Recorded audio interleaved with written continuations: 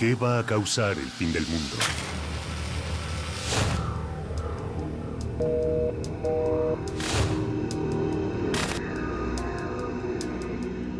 ¿Una guerra?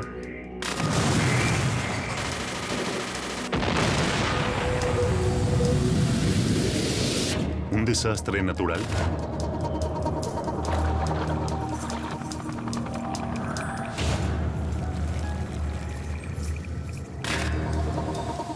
¿Un virus escapado de un laboratorio? ¿Un arma biológica? ¿Un virus tecnológico?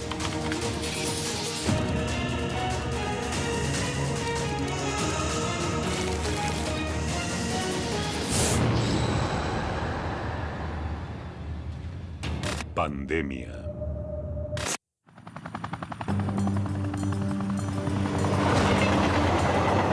El ser humano vive preso de sus miedos. Morir víctima de una enfermedad sin poder encontrar la cura a tiempo sea tal vez uno de nuestros mayores miedos. Imaginemos que una enfermedad desconocida afecta al mismo tiempo a todo un grupo de seres humanos y en un radio geográfico determinado los mata a todos, uno a uno, y no hay cura disponible hoy. Eso es una pandemia, una verdadera pesadilla. Ahora, imaginemos que esta pandemia acabó con la especie humana, ayer.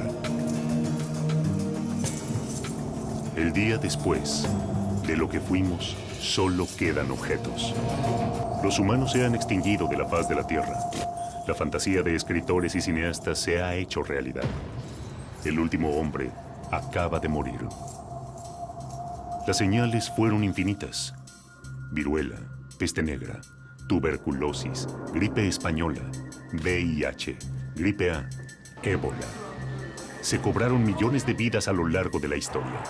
Pandemias incontrolables que fueron sucediendo cada vez más seguido. Pero, ¿cuál desató el final?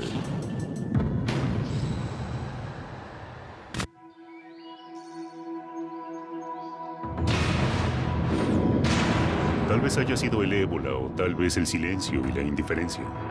Somos conscientes que desde diciembre de 2013 se detectó un brote de virus ébola en África Occidental. Sabemos que es el brote más severo de ébola desde 1976, con más de 4.000 muertes reportadas por la Organización Mundial de la Salud hasta el momento. El virus del ébola surgió al principio de la década del 70 en Sudán y en Congo. El ébola mata rápido. Comienza con una fiebre, dolores musculares y jaquecas, hasta que destruye el hígado y riñones del infectado, haciéndolo sangrar interna y externamente. Todos los agentes microbianos quieren multiplicarse e invadir más y más y más, pero a veces no son muy exitosos porque matan al paciente y lo matan tan rápido, ¿verdad?, que no le da tiempo para que la persona transite y pueda infectar a otros. Ese es el caso del ébola, ¿no es cierto? Se ha quedado siempre muy limitado debido a su alta mortalidad. Los primeros casos fueron reportados en Guinea y luego se extendieron a Liberia, Sierra Leona, Nigeria y Senegal. Hoy en día el brote aún está fuera de control. La organización Médicos Sin Fronteras responsabiliza a la comunidad internacional de mostrarse indiferente ante el brote más grave de virus ébola de la historia. 6 months into the worst Ebola epidemic in history, the world is losing the battle to contain it. En Liberia, los centros de pacientes con ébola están colapsados. El sistema de asistencia telefónica saturado. Los hospitales y las clínicas han cerrado sus puertas y el personal está asustado. Ya hubo demasiados trabajadores sanitarios muertos. ¿Actuará las Naciones Unidas y el resto de la comunidad internacional? Estados Unidos planea destinar $88 millones para combatir el ébola en África Occidental. ¿Pero esto será suficiente para sobrevivir a la última pandemia?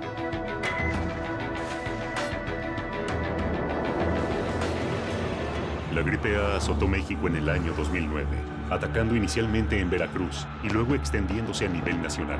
14 meses y más de 18,000 muertos después, finalmente pudo ser controlada. Lo que vimos en esa ocasión es que es una forma de influenza que se presenta como casi todas, con fiebre de manera preponderante, tos y síntomas respiratorios generales. Esos son los síntomas más importantes que se presentaron y que se siguen presentando en la H1N1, que ahora ya es estacional.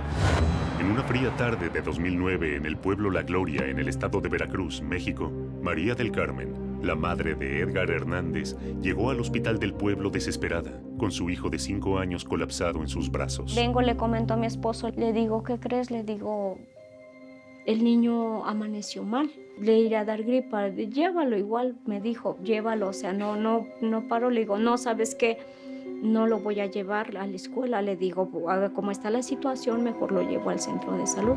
Sus temores estaban justificados. El cuadro era grave. Nadie sabía el infierno que estaba a punto de desatarse. Lo que ocurrió fue que se detectaron algunas defunciones por neumonía en gente que normalmente no muere por neumonía. La neumonía mata a los extremos de la vida, o a los niños o a los ancianos. Y se detectaron en el país algunas defunciones atípicas en jóvenes. La Gloria es un pequeño pueblo de 3,000 habitantes en el estado de Veracruz. Allí viven los Hernández. Edgar nació el 14 de julio del 2005. Fue sano, nació muy bien. No tuve problema con él en nada.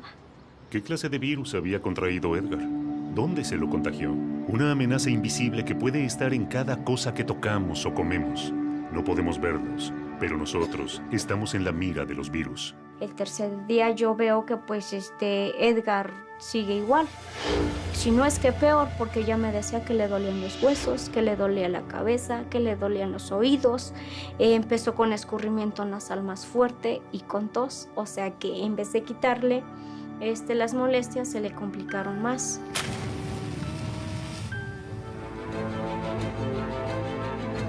Algo extraño y macabro estaba sucediendo ante la mirada incrédula de todo el pueblo.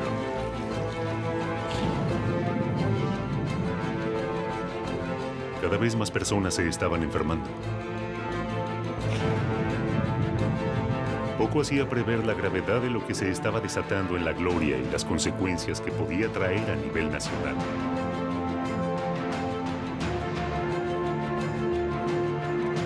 Mientras tanto, el cuadro de Edgar se agrava. Es entonces cuando los Hernández reciben una visita inesperada.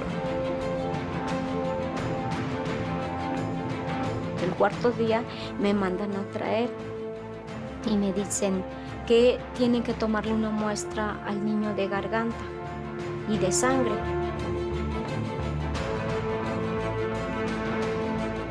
Le toman la muestra de garganta y le toman la muestra de sangre, lo cual le vuelvo a comentar, doctora, pues yo sigo viendo mal al niño, pues usted déle el tratamiento, entonces pues se lo seguí dando.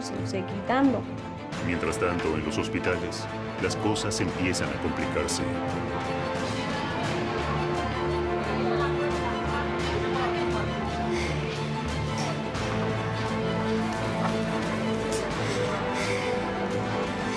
De esos 3 días para adelante ya no quiso comer nada.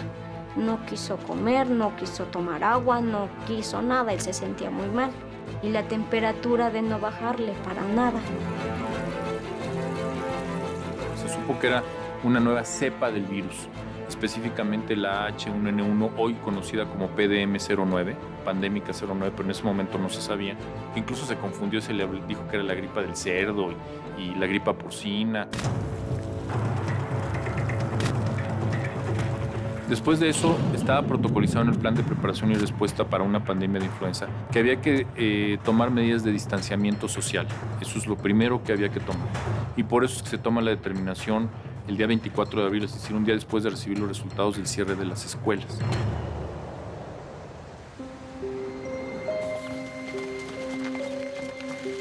Acá en el pueblo fue diferentes personas las que estuvieron pues enfermas. Pues la gente al principio pues reaccionó mal en la forma en que cómo es posible que haya sucedido todo esto, él nos contagió, él fue el que ocasionó todo, entonces yo en defensa de mi niño, ¿saben qué, señoras? Un momentito, porque Edgar no ocasionó esto. La familia Hernández se sentía acorralada. El miedo por la salud de Edgar y la sociedad que necesitaba un culpable los iba hundiendo día a día en la desesperación. Sin embargo, algo comienza a ocurrir. Algunos habitantes de La Gloria atribuyen sus problemas respiratorios a la contaminación de residuos porcinos en criaderos ubicados a 8,5 kilómetros al norte del pueblo.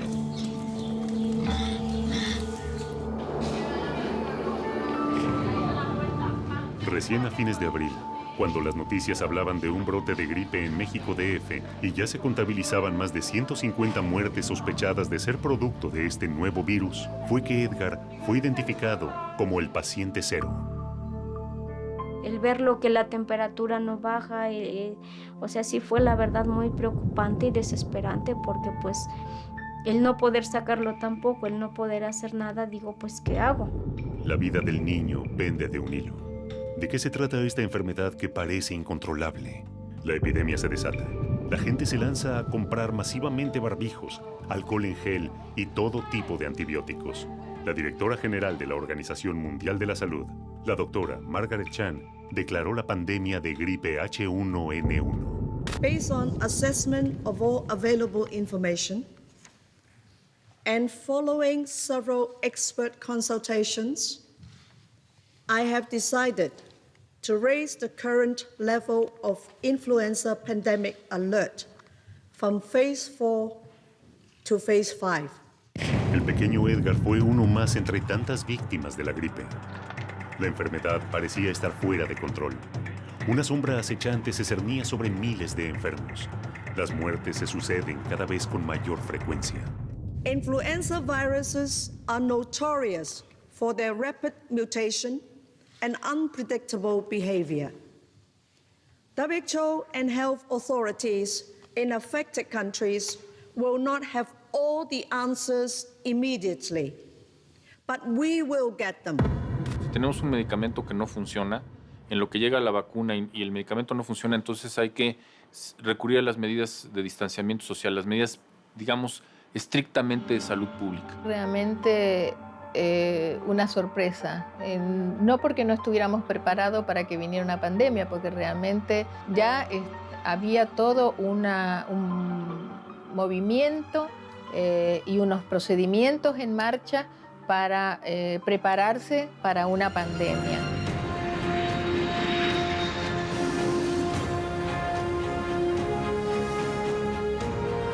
¿De qué se trata?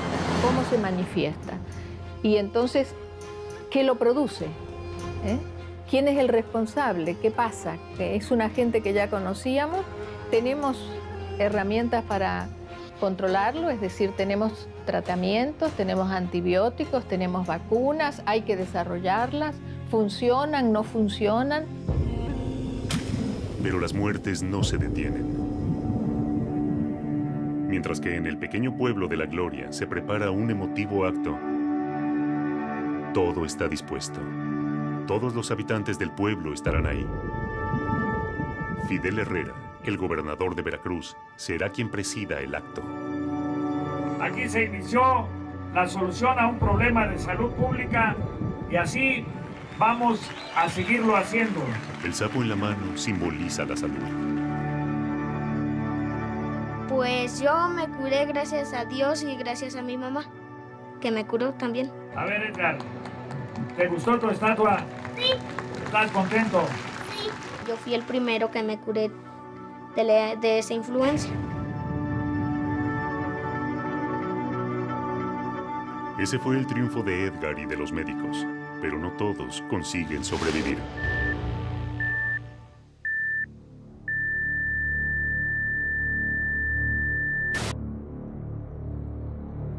¿Todas estas muertes se podrían haber evitado? ¿Realmente se dio a conocer la magnitud de esta pandemia? ¿Puede regresar? ¿Estamos preparados para eso? Algunos han tomado nota de lo ocurrido, los menos.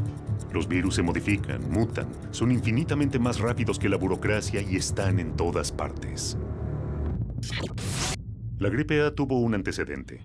Y en el año 2007 se trató de aislar el virus exhumando el cadáver de Mark Sayce, fallecido en 1919 a causa de la gripe A, también conocida como gripe española. Fue efectivamente una pandemia a comienzos del siglo, 1918, y sabemos que creo que en China habrá matado como 30 millones de personas, en Estados Unidos más de 500.000, en Chile más de 20.000 muertos, muchos más afectados, no todos se morían, pero efectivamente fue un problema muy serio.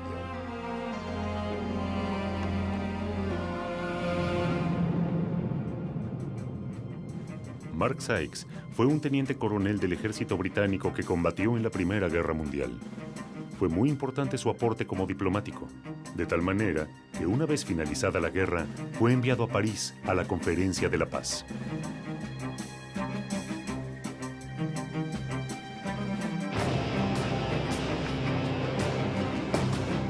Los medios de prensa españoles hablaban con horror de lo que esta enfermedad estaba haciendo en la población española.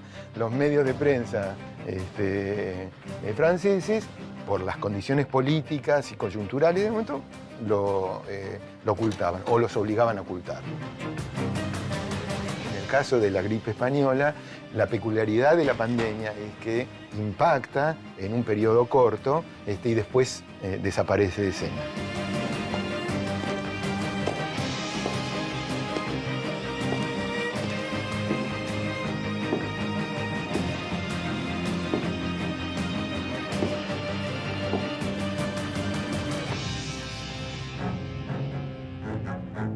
Mark fue una víctima de la epidemia de 1918 y 1919. El hombre que logró sobrevivir a una de las guerras más cruentas de la historia.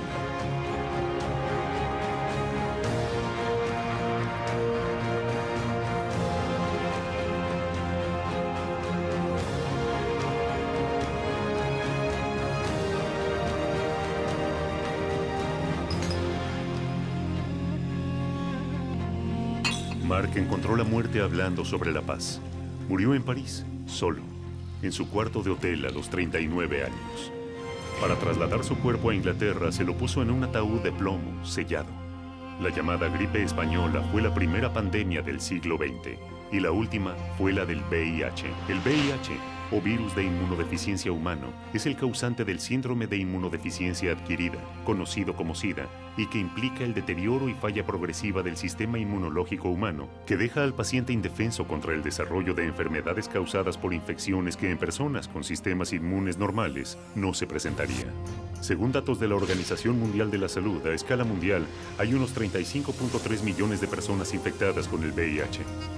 Se calcula que en 2012 se infectaron unas 2.3 millones de personas y el número de muertes mundiales totales en el periodo 1981-2007 es de 25 millones de personas aproximadamente. Ante la aparición del VIH, se plantearon muchas dudas sobre su origen. ¿Se trató de un virus que escapó del laboratorio? ¿Fueron vacunas vencidas enviadas a países pobres? ¿Fue un virus inoculado a simios que se transmitió a humanos?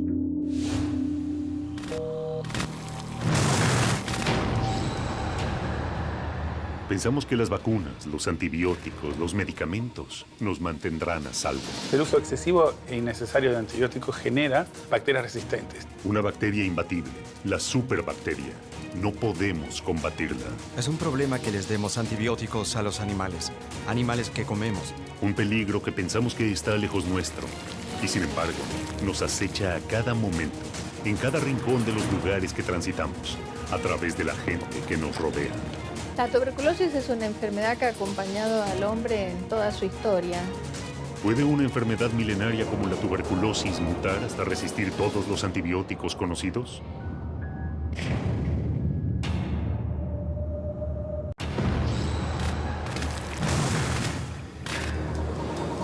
Las pandemias azotan a la humanidad desde hace siglos.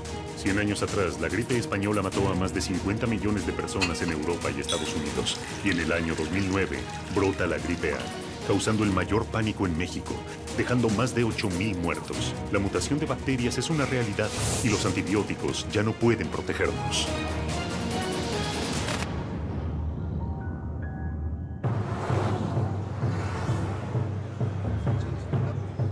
Superbacteria. ¿Es algo creado por la naturaleza o por el hombre? ¿Realmente existe o es un producto de la imaginación de Hollywood? ¿Puede ser derrotada? Los hombres son criaturas vulnerables y débiles. ¿Podrán enfrentar a un organismo invulnerable? La lucha será demasiado desigual.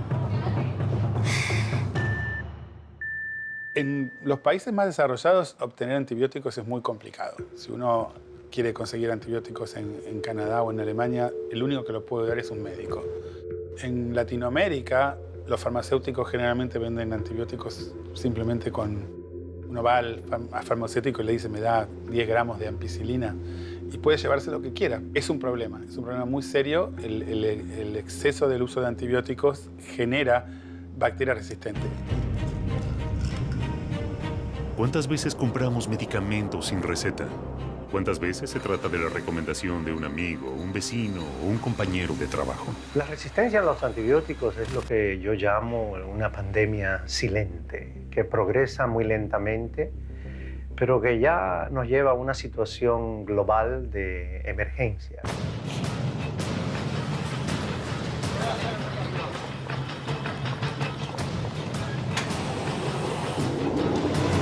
Las bacterias están desarrollando su resistencia para sobrevivir.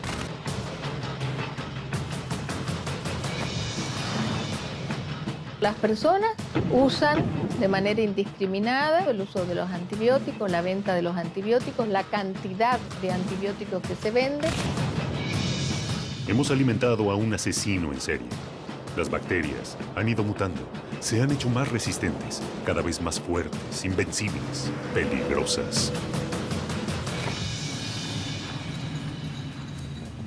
Si utilizamos los antibióticos solamente para enfermedades en las que son eficaces, entonces impedirá el desarrollo de bacterias resistentes que llamamos superbacterias. Ahora este es el problema en este momento, pero no tanto porque les damos demasiados antibióticos a los humanos, sino que es un problema porque les damos antibióticos a los animales, animales que comemos, pollos, vacas y cerdos.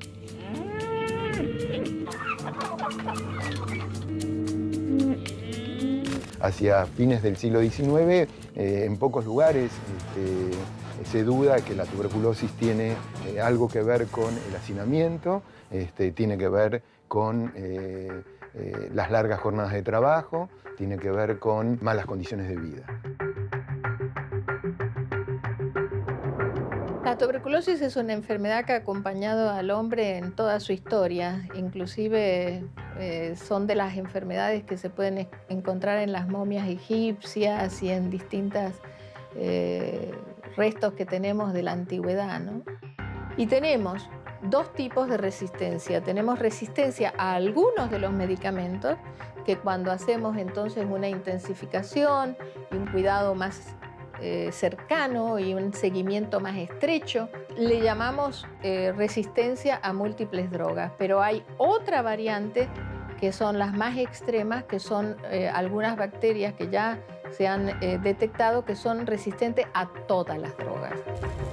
La tuberculosis es una enfermedad que por mucha gente hubiera pensado que se extinguió, que ya no es un problema. Sin embargo, hay análisis que dicen que 1/3 de la población mundial está infectada con tuberculosis. Generalmente esas personas no van a tener ningún tipo de síntomas. Es un pacto entre el sistema inmune y la bacteria, pero cuando ese pacto se rompe porque la persona está inmunosuprimida o hay un problema con el sistema inmune, como un HIV o con un tratamiento de quimioterapia, ahí el pacto se rompe y la bacteria sale. Jorginho Nunes era un popular periodista deportivo de la radio y la televisión, columnista del diario O Povo, que en 2013 se encontraba atravesando el mejor momento de su carrera. Yo conocí a Jorginho hace unos 15 años, en la radio Tupi, donde él hacía varios programas por la mañana y también por la noche comentando fútbol. Tomé conocimiento más o menos en septiembre, octubre de 2013. Y ahí, al final de la semana estaba en Angra do Rei, le hablé. Tienes que examinarte, no te puedes quedar tranquilo, que examinen ese ganglio, pues todos los exámenes de sangre, todos los estudios por imágenes no daban un diagnóstico. ¡Conseguí! ¡Ya valió! ¡Eso es Y así se hizo, él se internó y muy rápidamente le quitaron el ganglio. La cirugía fue simple y el resultado nos dijo que se trataba de tuberculosis ganglionar. Cuando se trata más anticipadamente, permite que el paciente no agrave y se logra hacer que entre el antibiótico y el sistema inmune del paciente combatan esta infección. Creo que la demora en iniciar el tratamiento, infelizmente, fue un factor decisivo para el resultado. Después de meses de lucha, Jorginho Nunes no sobrevivió. y el día 31 de enero de 2014 falleció a los 63 años de edad. El hecho de que la tuberculosis no mate de manera tan fulminante como otras enfermedades pareciera que la convierte en una enfermedad más benévola. Sin embargo, esto no es así. Estamos viviendo en este momento en el mundo, por un lado, una caída importante de los casos de tuberculosis en la mayoría de los países, incluyendo en la región de las Américas, pero por otro lado el surgimiento de unas formas de tuberculosis causadas por esta bacteria que está desarrollando resistencia. ¿Solo contagian los enfermos o acaso pueden contagiar los sanos? El pasado tiene una respuesta. Mary Mallon llegó a Nueva York desde Irlanda en 1884, cuando tenía 15 años. En 1900, trabajó como cocinera en una casa de Mamaroneck, un pequeño pueblo cercano a Nueva York.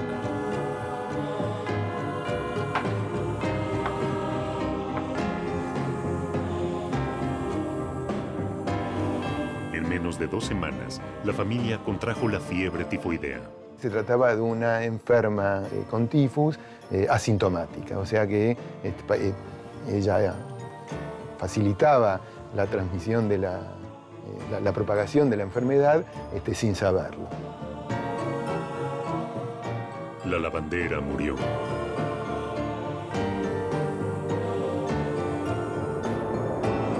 ¿Qué fue?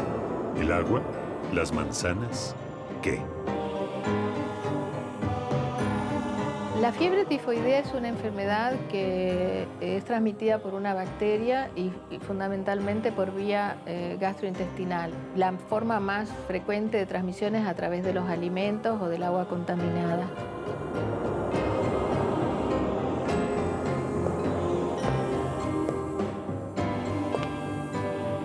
Al año siguiente, Mary se mudó a Manhattan y la familia cayó enferma con tifus.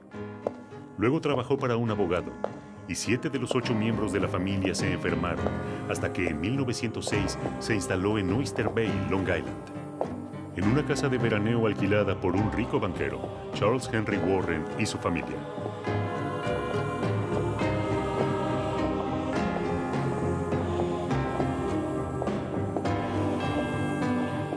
Maggie, la más pequeña de la familia, era quien más disfrutaba de las vacaciones. Esa casa era el sitio ideal para pasar el verano.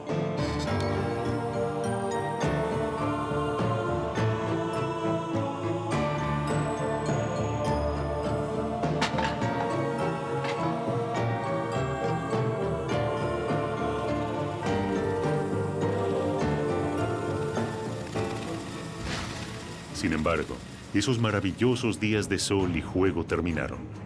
Primero el jardinero y 2 criadas cayeron enfermas. Luego la enfermedad fue metiéndose dentro de la familia.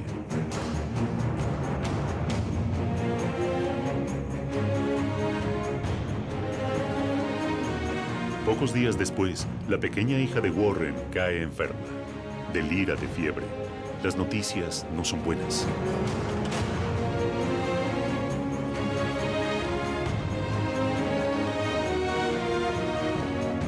Pero esta vez Mary no espera y sin dar aviso se marcha de la casa.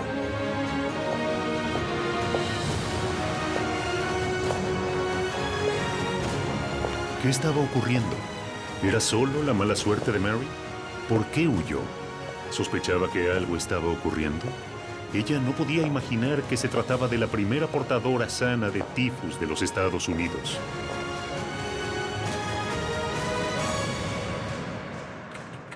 Warren le alquilaba la casa a John Thompson.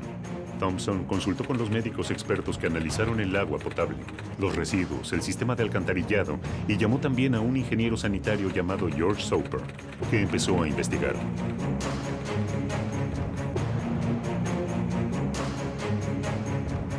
Soper interrogó a la familia y a los criados.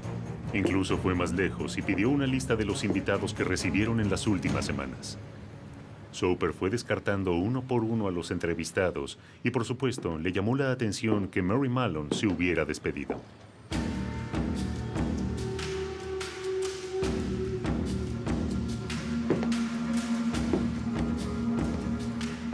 Soper fue a la agencia de empleo donde contrataron a Mary y descubrió que en todas las casas que había servido, las personas se habían enfermado de tifus.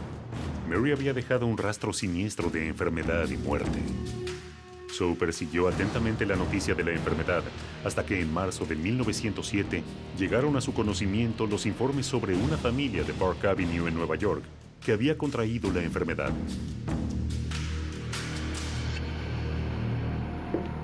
Allí fue Soper.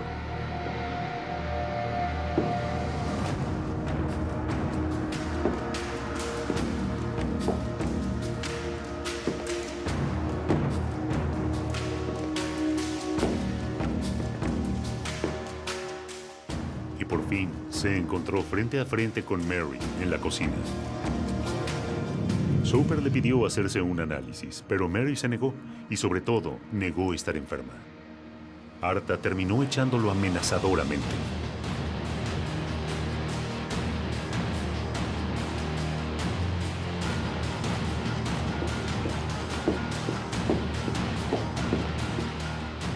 Mary fue aislada y murió 23 años después. Pero no murió de tifus, sino de neumonía.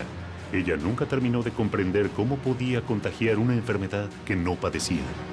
Estas bacterias tienen la capacidad de albergarse en algunas personas, no producirle nada o una enfermedad leve, y entonces estas personas pueden transmitir y son elementos importantes en la transmisión. Portadores sanos, superbacterias o virus. La naturaleza nos responde de una manera brutal en una lucha desigual. ¿Quién domina a quién? ¿El final de nuestra especie solo se reduce a este combate? Todos recordamos el atentado contra las Torres Gemelas, pero solo unos días después se desató un ataque con armas biológicas que tuvo en vilo al mundo entero. Me sentí como atacada y sentí paranoia. ¿Puede una bacteria viajar en algo tan simple como una carta y generar pánico a una nación entera? Un extraño duelo se llevó a cabo en los campos malditos de Rossignol. ¿Podrá Louis Pasteur derrotar al carbunco y cambiar la historia de la ciencia para siempre?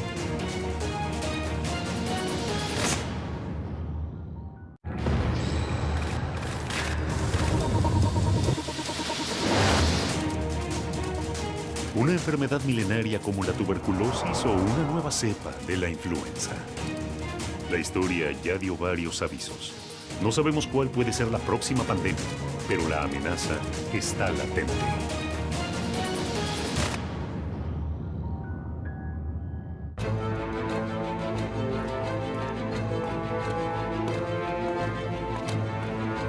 ¿Cómo empieza una pandemia? Nunca sabemos cómo emerge una nueva enfermedad ni cómo se propaga hasta contagiar, enfermar y matar hasta después de que lo hace. La multiplicidad de factores nos desconcierta y nunca llegamos a tener ese control. Los seres humanos usan ese aprendizaje para prevenir futuros brotes. Pero, ¿es posible plantar una nueva enfermedad? ¿Mesurar su dosis y calcular la cantidad de muertes que puede cosechar? ¿Puede el terrorismo controlar lo incontrolable? ¿Qué se necesita para esto? Tal vez no sea necesario una superbacteria para acabar con la enfermedad, ni siquiera un gran ejército. A lo mejor se necesita un solo hombre para lograrlo. Según el FBI, el doctor Bruce Edward Sibbins, investigador estrella del Instituto de Investigaciones Médicas de Enfermedades Infecciosas del Ejército en Fort Detrick, puso en marcha su abominable plan. Casey Chamberlain llevaba una vida normal. Tenía solo 23 años cuando esto ocurrió. Estaba viviendo en la ciudad de Nueva York y mi último trabajo fue en el Nightly News, así que cuando todo esto ocurrió en septiembre de 2001 fue cuando llegué a la NBC. Casey fue a trabajar como todos los días. Llegó en horario, preparó su café y se dispuso a organizar el correo. Un día más de rutina. Cuando llegó a su escritorio, una carta llamó su atención. Era un sobre blanco más pequeño de lo habitual y parecía estar redactado por un niño. Yo era secretaria en la recepción. Asistíamos a los productores Hacíamos cualquier cosa que cualquiera necesitara y una de nuestras tareas del día era abrir el correo de nuestro corresponsal Tom Brokaw. Así que era cualquier otro día, o eso pensé. A pesar de lo inusual que le pareció el hecho de que un conductor de noticiero recibiese una carta de un niño, Casey igual decidió abrir el sobre. Así que cuando lo abrí, hallé este pequeño pedazo de papel blanco, creo que eran 2 pedazos de papel, y mi cerebro a veces no lo recuerda, pero en su interior estaba esta sustancia. La sustancia parecía una mezcla entre azúcar morena y arena. Y la carta tenía un mensaje intimidatorio. Casey pensó que era algo muy raro. Nunca había recibido este tipo de correo para Tom Brokaw. Se lo mostró a sus colegas y luego lo tiró al contenedor de basura. Porque no sabía qué era y no quería que nadie contrajera nada. Nadie le dio demasiada importancia. Las amenazas y los insultos en un canal de noticias suelen ser moneda frecuente, y mucho más por esos convulsionados días. La contaminación había sido cutánea, y los síntomas se presentaron 10 días después. Si las esporas hubieran sido inhaladas, los síntomas se habrían presentado al día siguiente. El fin de semana empecé a sentir que estaba resfriándome, y en mis glándulas empecé a sentir dolor. Ella comenzó a tener inflamación en los ganglios linfáticos al lado del cuello, sintió congestión, se sentía muy enferma, que es bastante típico en las primeras etapas de inhalación de anthrax. Cuando me enteré de que tenía anthrax, obviamente fue increíble y sentí miedo, como atacada, sentí paranoia y sentí terror. Una de las razones por las que el anthrax ha sido particularmente utilizado con fines militares y en el terrorismo como un arma es que cuando se encuentra en forma de esporas, que es la forma en que normalmente existe, es inanimado, es duro, desgranado en un sentido microscópico muy pequeño. Miles de esporas se pueden inhalar y nunca se sabrá siquiera que se estuvo en contacto con esas esporas, que permanecieron latentes durante no solo décadas, sino posiblemente siglos. Una vez dentro de su cuerpo, ya sea a través de su piel, pero especialmente si es inhalado por los pulmones, entonces esas esporas pueden convertirse en lo que se denominan organismos vegetativos y reproducir y causar la muerte a través de una toxina que liberan. En el transcurso del fin de semana, el estado de Casey empeoró rápidamente. Para el domingo en la noche, sus glándulas estaban extremadamente inflamadas. Casey sabía que algo estaba mal. Ellos pensaron que estaba teniendo alergia o algún tipo de reacción alérgica en mi cuerpo.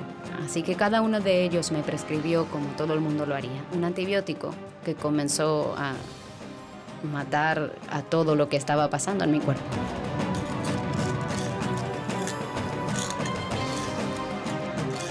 Más de 30,000 personas estaban consideradas en peligro, ya que podrían haber sido expuestos si se les dio antibióticos preventivos. Algunos de ellos continuaron tomando antibióticos durante 60 días después del momento en que supuestamente habían sido expuestos. Pero cuando tuvimos un programa ofensivo, había muchas técnicas que se utilizaron para determinar si un ataque biológico sería eficaz, mediante la liberación de gérmenes y sustancias químicas. En San Francisco, en el sistema de metro de Nueva York, unos cientos de pruebas a lo largo de los Estados Unidos, ninguna consideraba la posibilidad de enviar esporas a través del correo. A Casey le diagnosticaron que tenía anthrax cutáneo y tuvo que pasar 100 días en aislamiento.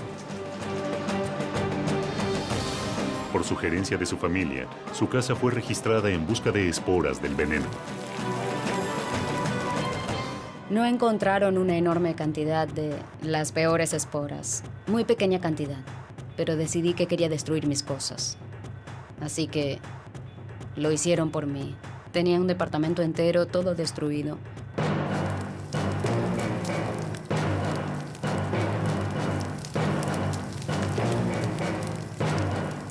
Me siento con suerte, porque todavía estoy aquí. Estoy agradecida por eso todos los días.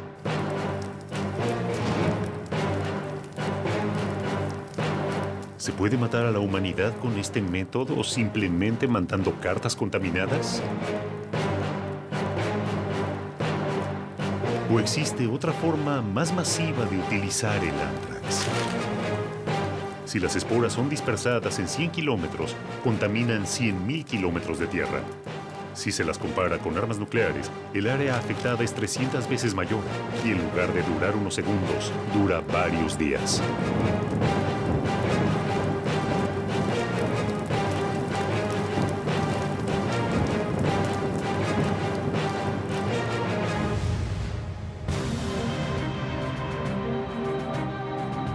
Los campos malditos de la pequeña aldea francesa de Pouilly-le-Fort fueron testigos de un curioso duelo entre el veterinario Hipólito Rossignol y el químico Louis Pasteur.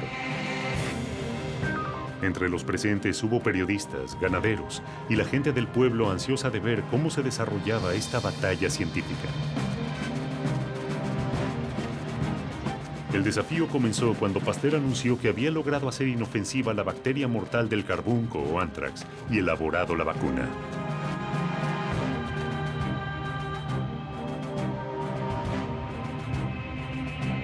La Sociedad de Agricultura puso las cabezas del ganado para el desafío y Rossignol ofreció su firma en Pouilly-le-Fort, muy cerca de París. Allí, Pasteur inoculó su vacuna en 24 carneros, 6 vacas y una cabra, y dejaron 21 animales sin vacunar, y los marcaron como pertenecientes a Rossignol.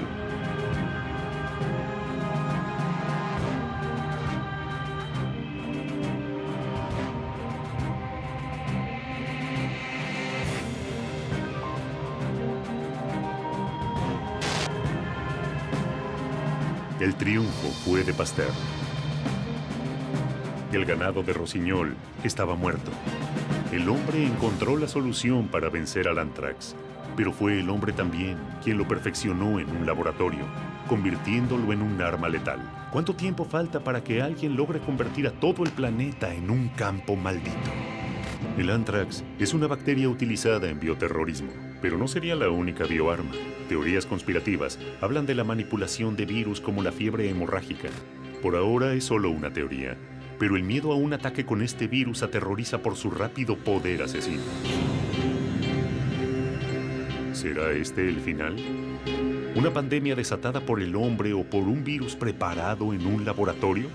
Anthrax, fiebre equina, cólera, fiebre hemorrágica. El escenario no es una ficción. Ya ha ocurrido con el anthrax.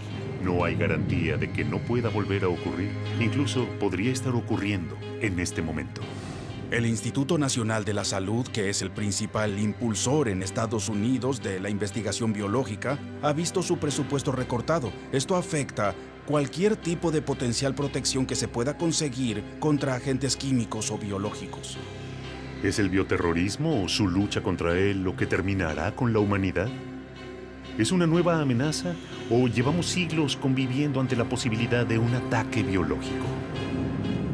El primer antecedente de un ataque con armas biológicas no es reciente. En el año 1346, en la zona de Crimea, sin saberlo, un ejército mongol introdujo la peste negra en Europa y llevó adelante el primer ataque biológico de la historia. La ciudad de Caffa era la puerta de entrada al comercio en Europa.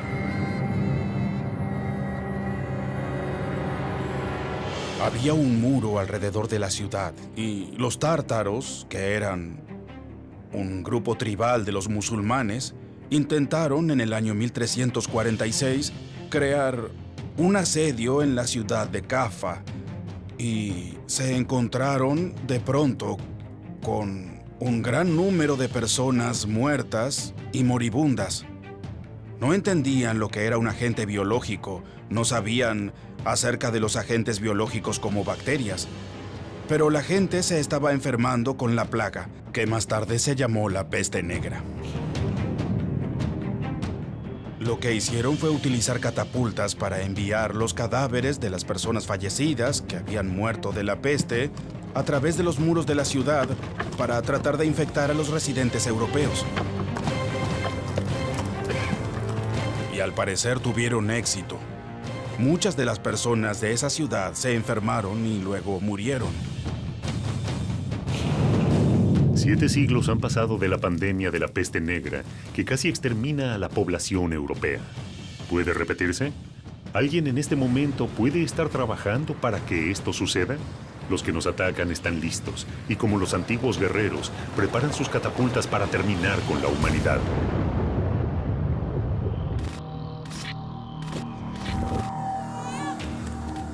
Las distancias ayudaron históricamente al hombre para protegerse de las pandemias.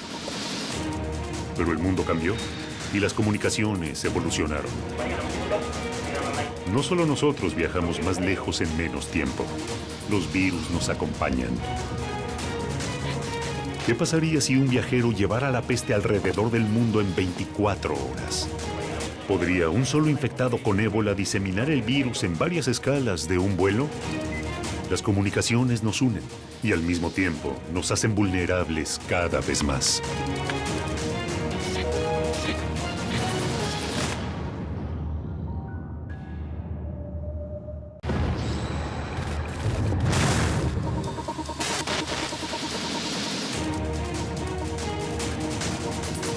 Campos malditos, enfermedades milenarias, bacterias multiresistentes a todo tipo de antibióticos, ataques con cartas infectadas, todos posibles detonantes de la próxima pandemia.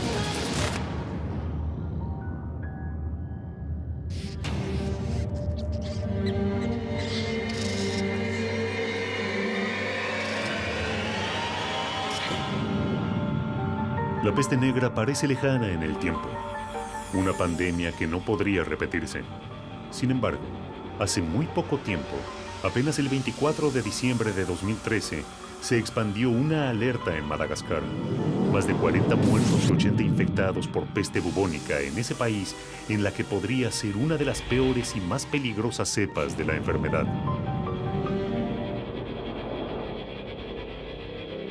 ¿Volverá a subirse al barco? ¿O esta vez preferirá un medio más veloz para propagarse? Hoy en día asistimos a la revolución de los transportes y las comunicaciones. Las distancias se han ido achicando. Hoy, un viaje entre Londres y Madrid dura no más de 2 horas y media. Hace 7 siglos, un viaje de Londres a España podía durar un mes.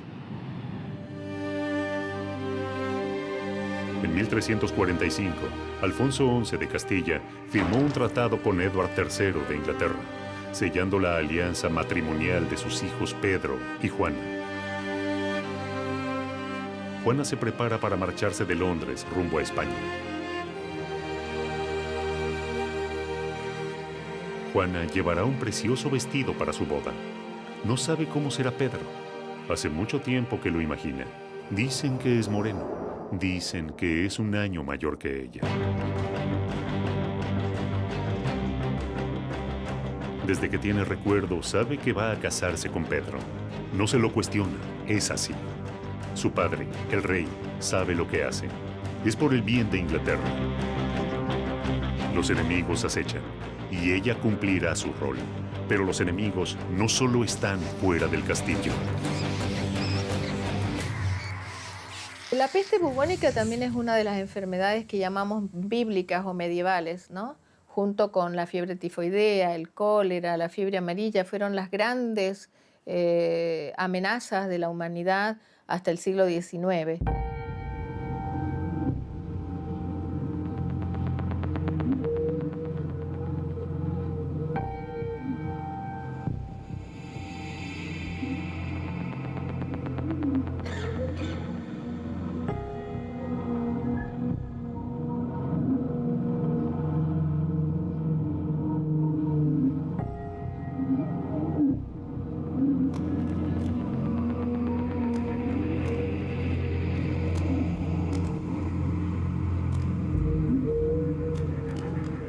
La niña que había crecido preparándose para su boda terminaría siendo una novia eterna.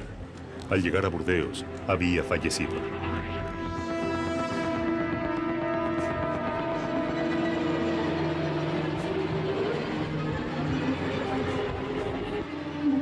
Juana de Inglaterra falleció a causa de la peste negra. Sus efectos personales fueron incinerados y su cuerpo dejado en una fosa común.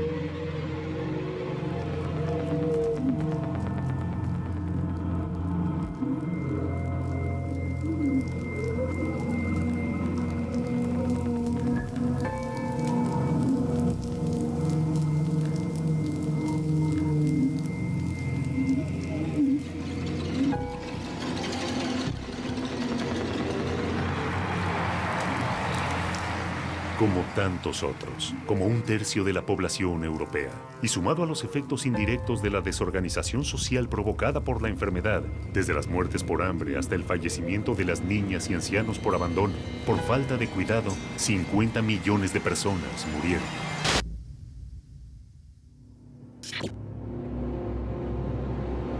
En el siglo XIV el mundo era muy grande. Las comunicaciones hacían que las distancias fueran, en muchos casos, insalvables. Esto hizo que la peste no haya podido propagarse aún más. Pero hoy, con la revolución de las comunicaciones, el mundo se ha hecho más pequeño. En el aeropuerto de Heathrow operan casi 100 líneas aéreas que van a 180 destinos en 90 países.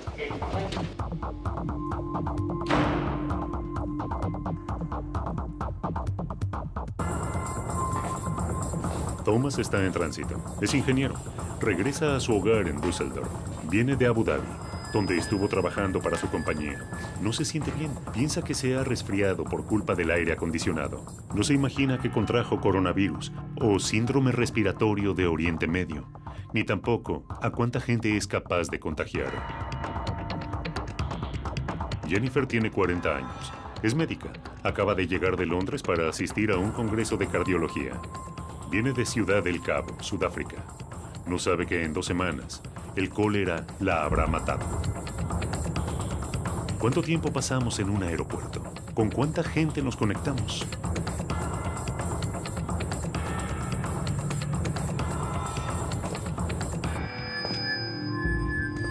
Kyung-ki es representante de una firma coreana y está regresando a Seúl.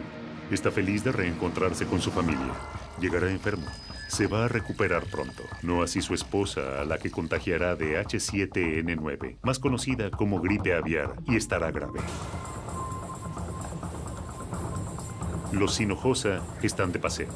Han recorrido distintas ciudades europeas. Regresan a México. Elena ha cuidado en todo el viaje a su hijo Gael de que no se resfríe.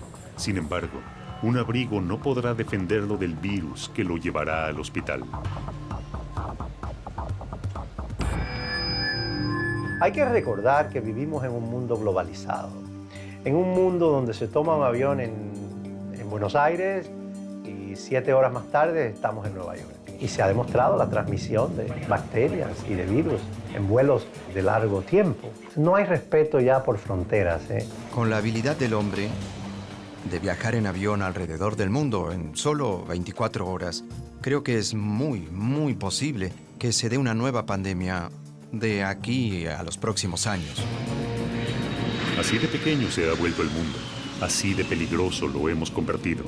Y a cada instante estamos más vulnerables. ¿Hay margen aún para evitar una pandemia? ¿Existe realmente alguien que pueda detener nuestra destrucción? En ese mundo pequeño hay seres más pequeños que pueden ser letales. Los mosquitos. Están cerca, muy cerca. En la calle, en nuestras casas. No asustan, no les tememos. Incluso los subestimamos. Pensamos que a lo sumo será una picadura. El dengue ya es una enfermedad instalada acá y si usáramos la definición de que es un agente nuevo, no podríamos clasificarlo como una pandemia. Es una enfermedad que tiene 4 virus y cada uno no da protección contra el otro, es decir, no hay lo que llamamos defensas cruzadas en los 4 virus del dengue.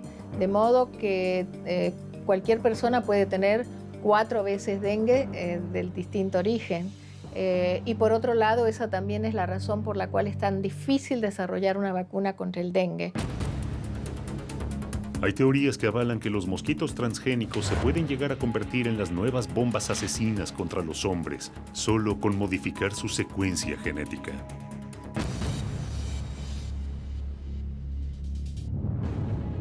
Los virus pueden traer consigo una pandemia, pueden aniquilar a una especie, Pero los virus que aniquilan al hombre no solo pueden ser biológicos, también pueden ser informáticos. El virus Michelangelo fue el primero en ocupar las tapas de los diarios y quizás por su difusión se pudo morigerar su impacto. Sin embargo, tuvo todas las características de una pandemia. ¿Qué pasaría si no pudieran ser contenidos? ¿Y si los antivirus fallaran? Son prácticamente invisibles, no se escuchan, no se palpan, pero tienen un enorme poder que puede terminar con nosotros. Todos los días aparecen nuevos virus creados en búnkers informáticos. Se suele pensar que los ataques son domésticos o al nivel de empresas, pero jamás en lo que consideramos sistemas inexpugnables. ¿Alguien podría entrar a la NASA o a la Armada de los Estados Unidos? Cuando me inicié en el mundo de la informática tenía 13 años. Julio Ardita nació en Santa Cruz, en Argentina, y viajó por todo ese país debido a los traslados que tenía su padre. Hasta que finalmente, a los 14 años, recaló en Buenos Aires en un pequeño departamento del barrio de Palermo.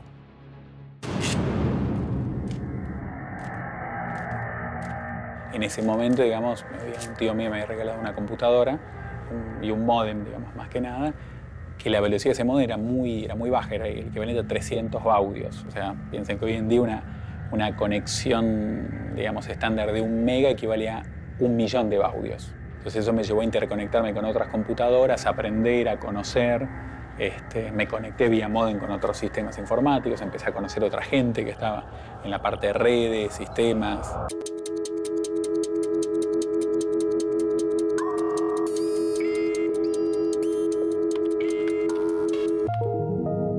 Como desafío, digamos, yo iba intentando entrar en distintos sistemas, aprendiendo técnicas nuevas. Bueno, fui entrando en estos sistemas hasta que iba probando y tratando de detectar o encontrar como nuevos objetivos o cosas más interesantes para entrar. Eso me llevó a intentar entrar en sistemas de la NASA, del Departamento de Defensa de Estados Unidos, de la Marina norteamericana, distintos sistemas críticos. A medida que vencía más barreras de seguridad, la curiosidad de Julio se hacía cada vez más grande. La NASA piensa que son cerca de 300.000 computadoras, o sea, es muchos sistemas. Una vez no encuentra las cosas en su propia computadora, contarlas en 300.000 es más complejo. Pero bueno, dentro de eso, parte de lo que vi jugando y entrando fue lo que en su momento era una especie de Google Maps, que hoy existe, digamos, realmente era impresionante. Uno ponía las coordenadas y tenía el archivo de la vista satelital del día anterior de cómo estaba. Eso realmente era muy impresionante. Julio pudo entrar a la NASA a través de la Universidad de Harvard. Jugando llegué hasta ahí y donde por el año, digamos, 95 detectan ellos en Estados Unidos, particularmente una persona que yo ingresé a los sistemas informáticos donde estaban los expedientes y casos de los juicios internos de la Marina de Estados Unidos.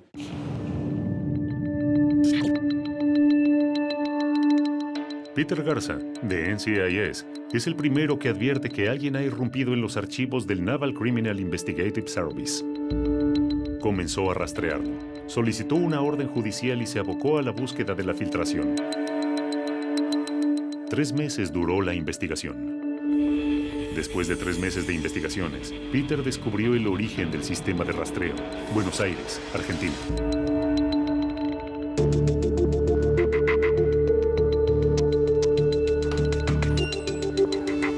El 28 de diciembre de 1995, Julio llegó a su casa por la noche, luego de estar con su novia. Al ingresar a su edificio, se encontró con un panorama muy inusual. Decenas de colillas de cigarrillo estaban tiradas en el pasillo, frente a su puerta. Me encuentro con mi papá y mi madre sentada en el sillón, así que yo lo miro con cara de ¿qué pasó? Y ellos me preguntan, bueno, ¿y qué pasó? Digo, no sé qué pasó. Mira, hubo un allanamiento, vinieron cerca de 25 personas. Entonces me preguntan, ¿qué hiciste? Le digo, nada. Las autoridades se llevaron la computadora de Julio, la de su hermana y sus padres. También se llevaron una impresora y todo tipo de dispositivo electrónico que pudiera contener información. Yo tuve 2 procesos judiciales, uno en Argentina, otro en Estados Unidos, en Boston, que es donde estaba Harvard, que es donde fue la sede. Y bueno, en la Argentina el proceso judicial demoró casi 4 años.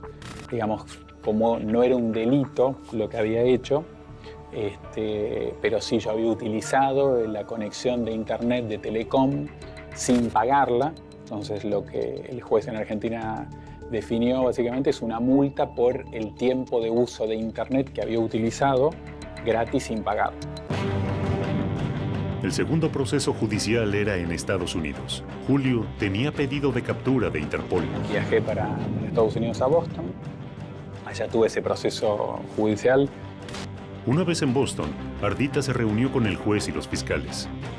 En esa reunión llegaron a un acuerdo y ultimaron los detalles de cómo sería la resolución del caso. Tal cual lo que se definió sucedió. Julio terminó trabajando para el FBI durante su acuerdo de silencio por 10 años y hoy es una autoridad en la materia. Hoy hay sistemas, en realidad hay sistemas informáticos que ayudan a generar ciertas moléculas en base a distintos componentes que se generan y se manejan y se definen a nivel tecnológico e informático. Es decir, hay un programa que define, bueno, quiero desarrollar una sustancia, una molécula, se definen los componentes se toman y el sistema, digamos, genera esa molécula X. ¿Será una mecha que se está encendiendo sin saber a dónde conduce? ¿Son los virus los que pondrán un punto final a la historia del hombre sobre la Tierra? Pero, ¿son todos los virus biológicos? ¿O hay otro tipo de virus? ¿Otras formas de ataque? La tecnología ya forma parte del cuerpo humano. Pero, ¿puede la vida de un joven con una desgarradora historia cambiar para siempre gracias a los avances tecnológicos? Puede haber venido de cualquier lugar. Se transmite por la saliva.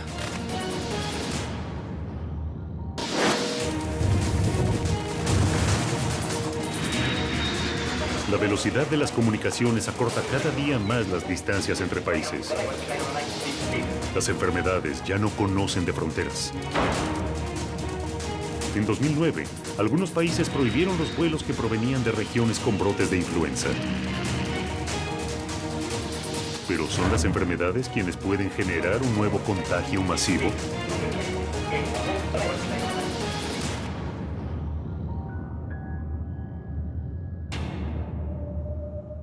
¿Es posible entonces utilizar la tecnología para modificar la genética y crear un superhumano? ¿Se puede generar un virus tecnológico que desate una pandemia y acabe con la especie humana tal y como la conocemos ahora? ¿Nos puede reemplazar un nuevo ser humano mejorado y diseñado desde un laboratorio? La tecnología mejoró la vida de Pedro Pimenta y le devolvió casi todo lo que había perdido. Nací en Brasil. A los 18 años tuve una meningitis meningococcemia que me hizo perder los 4 miembros. Y hace 4 años que estoy en Estados Unidos. Contraje la meningitis meningococcemia cuando tenía 18 años en Brasil. Vivía en San Pablo y la verdad no tengo cómo saber cómo fue que adquirí la bacteria. Pudo haber venido de cualquier lugar. Ella se transmite por la saliva, de modo que pudo haber sido la tos de alguien.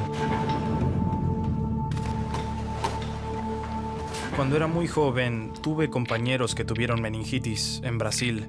Había oído hablar, pero nunca pensé que podía llegar a amputaciones, como en mi caso. El mayor brote epidémico de meningitis ocurrió a finales de los 90, donde afectó a 250,000 personas y el 10% murió.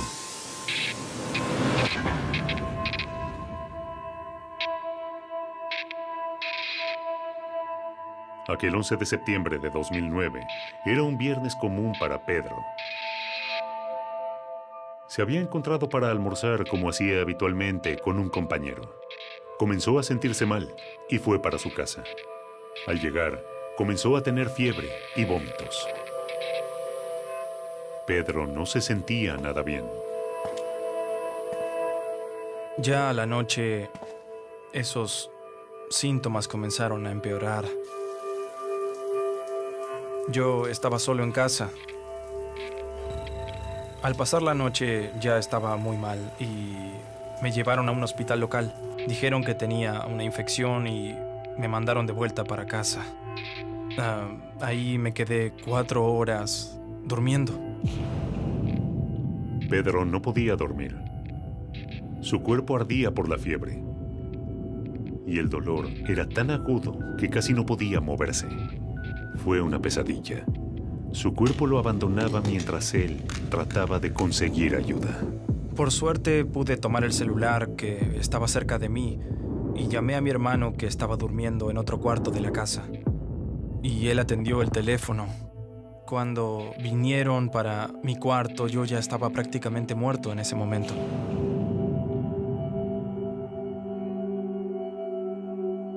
Cuando llegué al hospital ya inconsciente, estaba con muy pocas chances de sobrevivir, menos de 1% de chances de sobrevivir. Fue muy rápido, realmente muy rápido.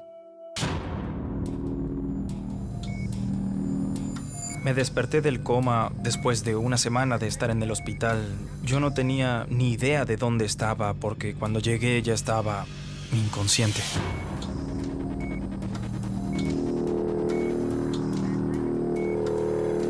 La primera visión que tuvo Pedro fue de sus miembros completamente gangrenados, en estado de putrefacción.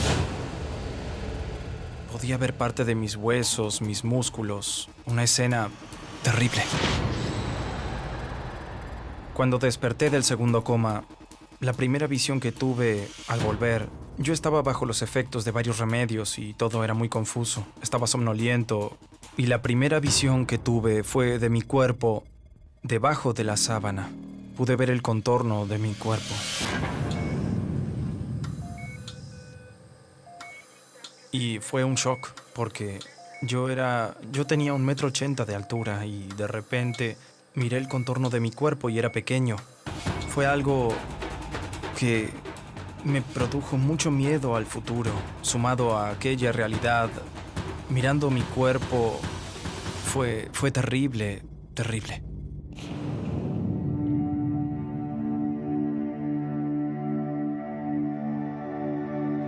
Hay una forma que todavía no sabemos cuáles son las condiciones que tienen las personas afectadas, que al segundo o tercer día comienzan a tener trastornos masivos de la coagulación y formas hemorrágicas graves, como producen coágulos, ¿no? Entonces cierran esos vasitos pequeñitos que tenemos en los pies y en las manos y por las extremidades comienzan a producirse gangrena, es decir, la muerte de la carne por la falta de irrigación y de oxígeno. Una semana después de ser amputado, llegaría el momento que cambiaría el curso de la recuperación de Pedro. Muy cerca del hospital, en el estadio Morumbí, AC/DC, su banda de rock favorita, tocaba en San Pablo después de 13 años. Yo estaba conmocionado. Fue terrible. Empecé a desesperarme. La primera cosa que dije cuando desperté fue: yo quería ir al show de AC/DC y obviamente no tenía posibilidades de ir. Además, la situación todavía era peor porque AC/DC tocaba en un estadio que quedaba a 2 calles del hospital donde yo estaba. Y 2 semanas antes del recital, mi médico, el doctor Ofir, entró a mi cuarto y me dijo: hola Pedro, hablé con el director del hospital y vamos a liberarte por 2 horas, reservar una ambulancia, vas a entrar al estadio, vas a ver tu show. Probablemente no consigas escuchar todas las canciones, pero tendrás 2 horas y después te traeremos de vuelta al hospital. Y llegó el día, el 27 de noviembre de 2009. AC/DC vino a tocar a San Pablo, me pusieron en una ambulancia. La ambulancia entró al estadio con 70,000 fanáticos. Cuando salí fue cuando vi que, vaya, tuve una de las mejores noches de mi vida en esa situación y fue cuando vi que podía divertirme, que podía tener una buena vida. Había tenido una noche fantástica en una situación así, entonces mi vida no acabó. Fue una experiencia memorable ver a AC/DC aquella noche. A partir de ese momento, Pedro comenzó una nueva vida. conocí a Kevin Carroll, el presidente de Hanger. Decidí llamarlo porque yo quería otra perspectiva. Quería saber si era posible abandonar la silla de ruedas y ser una persona independiente sin usarla. Cuando lo conocí, Pedro estaba en silla de ruedas, sin brazos ni piernas.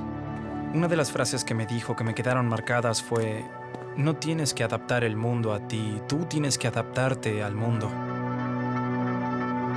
Tiene una computadora dentro de la rodilla, así como también sensores que llegan hasta el piso. Así que en el momento que da un paso con la prótesis, el sensor detecta la superficie sobre la que está parado e instantáneamente envía una señal a la articulación de la rodilla, que asegura que la rodilla está preparada para cada paso que quiera tomar. Como resultado, Pedro es completamente independiente. Él puede caminar, puede correr un poco si quiere también, puede manejar su auto. Ha ganado mucha independencia gracias a sus prótesis.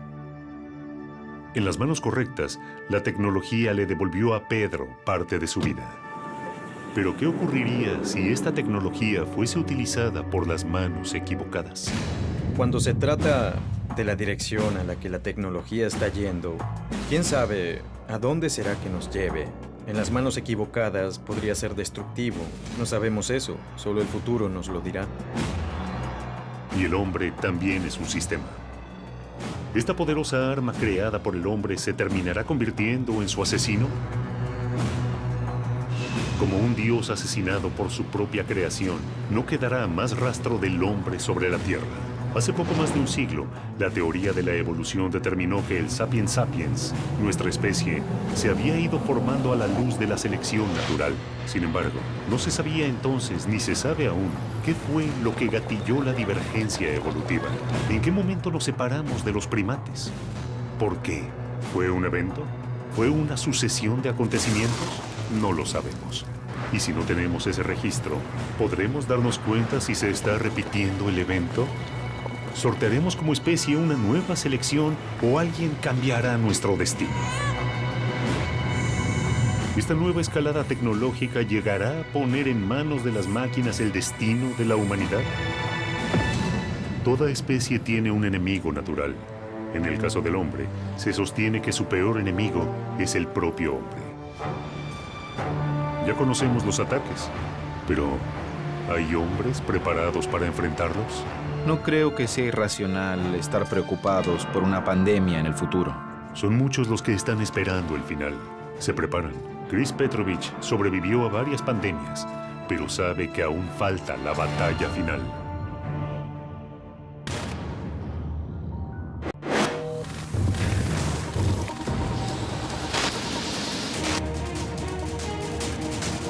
La tecnología nos protege y a la vez nos hace más vulnerables.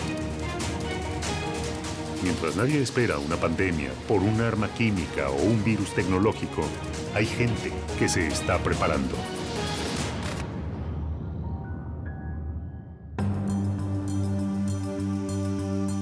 Las armas químicas son aquellas que utilizan sus propiedades tóxicas para matar, herir o incapacitar al enemigo, tales como el cianuro, el gas mostaza o el sarín.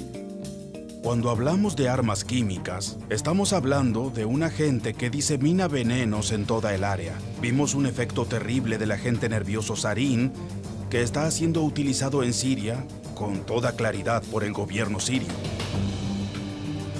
Un arma química en las manos equivocadas tiene el poder de causar un daño devastador, como el ocurrido en Siria en el mes de agosto de 2013. Por los informes de las investigaciones de Naciones Unidas y otros, hay más de 1000 personas, incluidos varios cientos de niños, que murieron por el gas sarín lanzado por el gobierno. Una vez más, el hombre combate a su propia especie. ¿Uno de estos agentes podría ser el exterminador?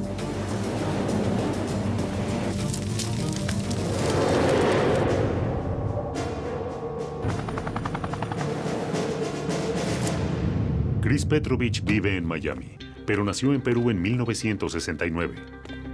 Chris es un prepper, un especialista en supervivencia. Por trabajo viajó a África, donde un brote de ébola se estaba produciendo. Cuando estuve en África, el virus ébola me ponía nervioso. pero mucho más los cuerpos apilados en las calles. Yo estuve en Uganda, en Kenia, Tanzania, en abril y mayo del 94, cuando hubo una gran cantidad de muertos. No sé, vi miles de cuerpos que intentaban sepultar en Uganda. Los preppers son personas que se alistan de manera activa para afrontar por su cuenta cualquier tipo de emergencia. Una catástrofe natural, el colapso económico, una explosión atómica o una pandemia. Les gusta usar esa palabra porque es más suave y correcta políticamente. Pero yo vengo de la vieja escuela donde más que nada son sobrevivientes, que siempre fueron mal vistos, porque el resto de la gente ve a los sobrevivientes como si fueran personas antigobierno, cosa que yo no soy.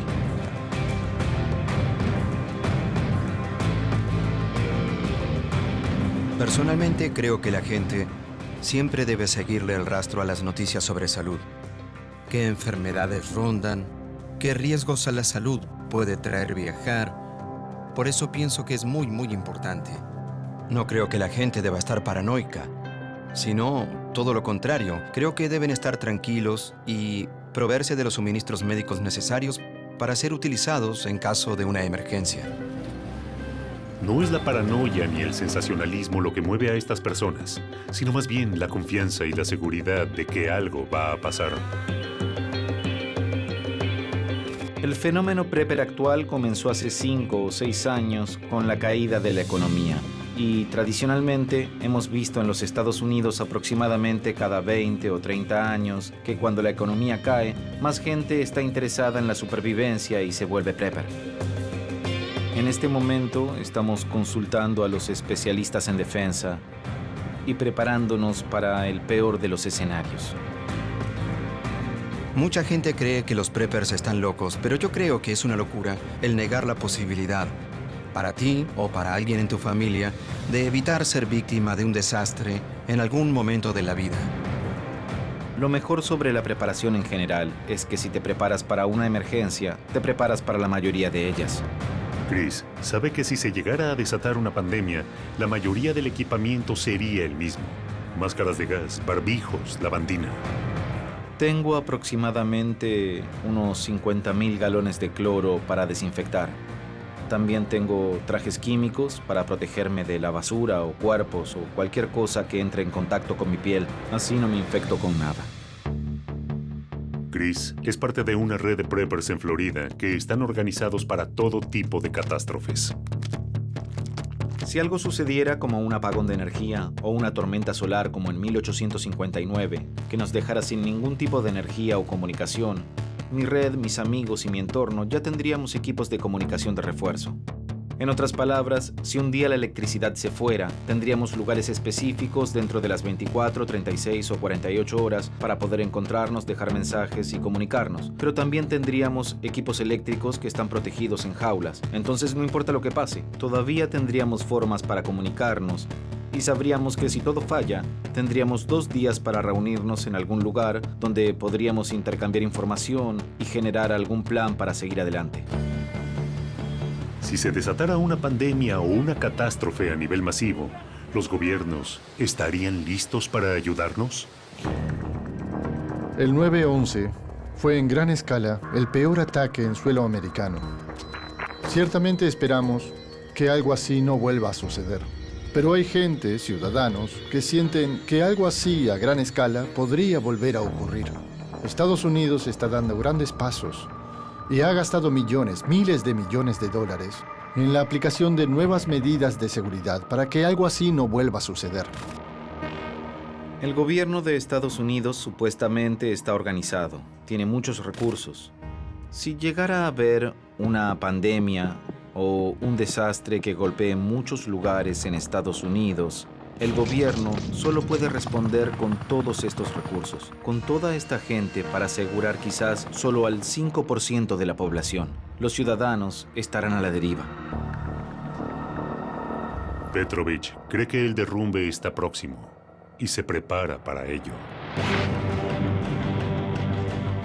En mi lugar especial tengo lo que la mayoría debería tener. Lo primero, agua. Segundo, comida. Y tercero, tener suministros médicos. Y luego deberían tener también paneles solares, linternas, Solo lo básico: botas, ropa, suministros que necesitarás para esperar 2 meses o 6 meses, para cuando las cosas se pongan difíciles. No creo que sea irracional estar preocupados por pandemias en el futuro, sobre todo teniendo en cuenta tanta inestabilidad económica y política. Si el desastre llegara a ocurrir, los preppers parecen estar listos, pero millones no. ¿Será suficiente para evitar la extinción?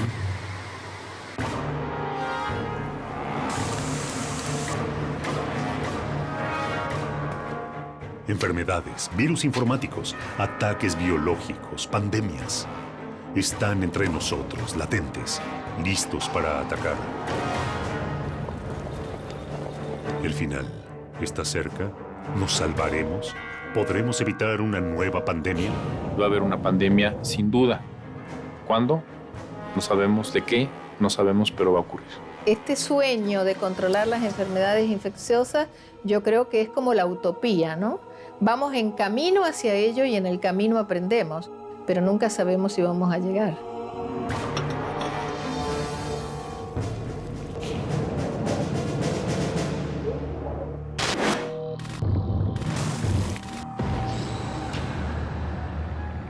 El término chikungunya deriva de una palabra en idioma makonde, un grupo étnico del sudeste de Tanzania. Esta palabra no parecería estar vinculada a un virus que dobla a las personas por el dolor y la fiebre.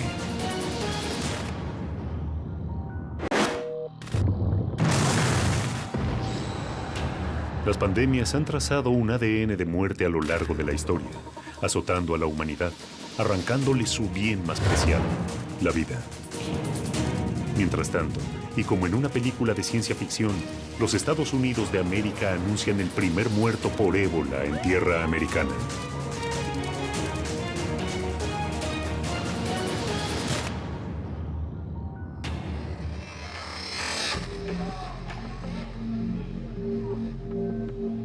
El chikungunya está azotando Centroamérica en este preciso momento. Se transmite por la picadura de un mosquito infectado, los mismos mosquitos que transmiten dengue. Los síntomas son fiebre, fuertes dolores articulares, dolores musculares, dolores de cabeza, náuseas, cansancio y erupciones cutáneas. Pero por sobre todo, lo más característico es que los pacientes llegan doblados por el dolor.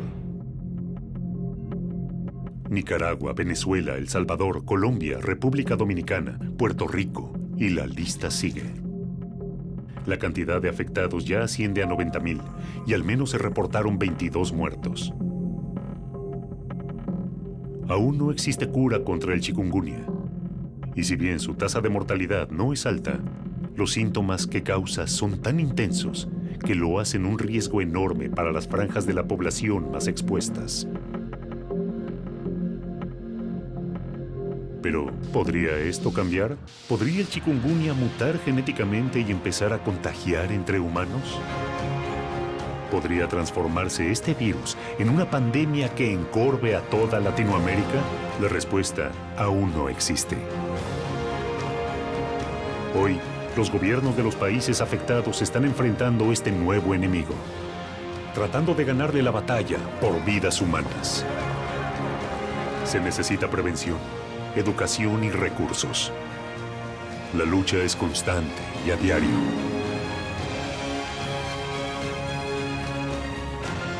Nadie sabe ni puede asegurar qué es lo que puede llegar a ocurrir.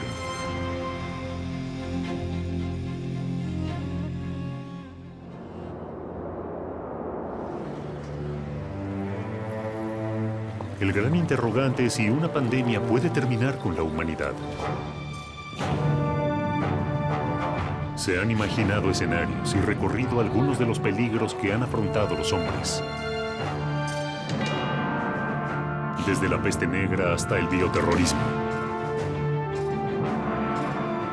Desde la gripe española hasta las armas químicas. Víctimas, investigadores, médicos, periodistas y testigos han intentado dar su propia respuesta. ¿Se hará oídos sordos a todo lo dicho? ¿Se cerrarán los ojos para no ver?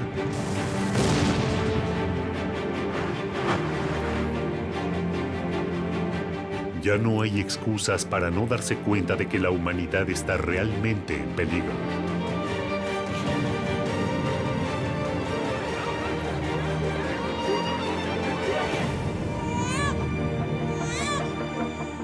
¿Desde dónde llegará el golpe fatal?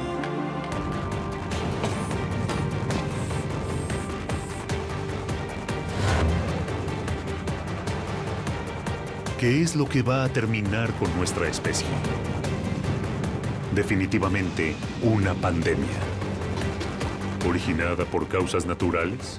¿Producida por nosotros mismos? En este preciso momento, se puede estar produciendo un virus que por error pueda escaparse del laboratorio. Ahora, en este momento,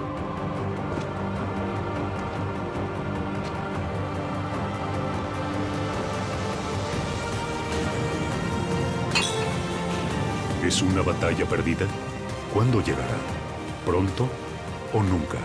Eso depende de la humanidad.